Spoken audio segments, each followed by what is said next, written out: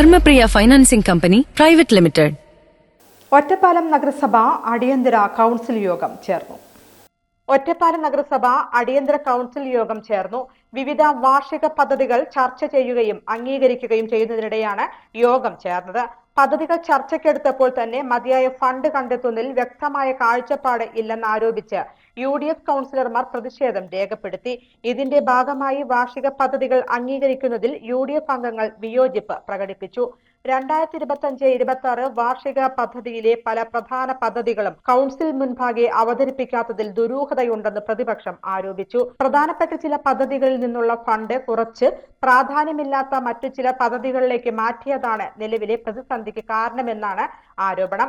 ആകെ 14 കോടി രൂപയുടെ പദ്ധതിയിൽ 4 കോടി രൂപയുടെ കുറവുണ്ടായതായും പ്രതിപക്ഷം ചൂണ്ടിക്കാട്ടി. ഫണ്ട് ലഭ്യമായതും ഫണ്ട് ലഭ്യമല്ലാത്തതുമായ 87 പദ്ധതികളാണ് ഭേദഗതിക്കായി കൗൺസിലിന് മുൻപാകെ അവതരിപ്പിക്കപ്പെട്ടത്. വാർഷിക പദ്ധതി മുഴുവൻ കൗൺസിൽ മുൻപാകെ വിശദമായി ചർച്ച ചെയ്താൽ ആവശ്യമായ തുക കണ്ടെത്താൻ കഴിയുമായിരുന്നു. എന്നാൽ ഇത് മറച്ചുവെച്ചതിൽ ദുരൂഹതയുണ്ടെന്ന് കൗൺസിൽ അംഗങ്ങളായ PMA Jaleel, Muhammad Ali Nalakath, A Swaroop, M Ummer Farooq, T Fayiz, TK Jayashankar എന്നിവർ ആരോപിച്ചു. അതേസമയം പ്രതിപക്ഷത്തിന്റെ ആരോപണങ്ങൾ കൗൺസിലിനെ തെറ്റിദ്ധരിപ്പിക്കുന്നതാണെന്ന് ഭരണപക്ഷം പ്രതികരിച്ചു. സാധാരണ രീതിയിൽ പല പദ്ധതികളും ഇത്തരത്തിലാണ് നടപ്പാക്കാറുള്ളതെന്നും പദ്ധതികൾക്കായി അനുവദിച്ച തുക കൃത്യമായി രേഖപ്പെടുത്താത്ത പക്ഷം അത് ലാപ്സ് ആകാൻ സാധ്യത ഉണ്ടെന്നും ഭരണപക്ഷം വ്യക്തമാക്കി.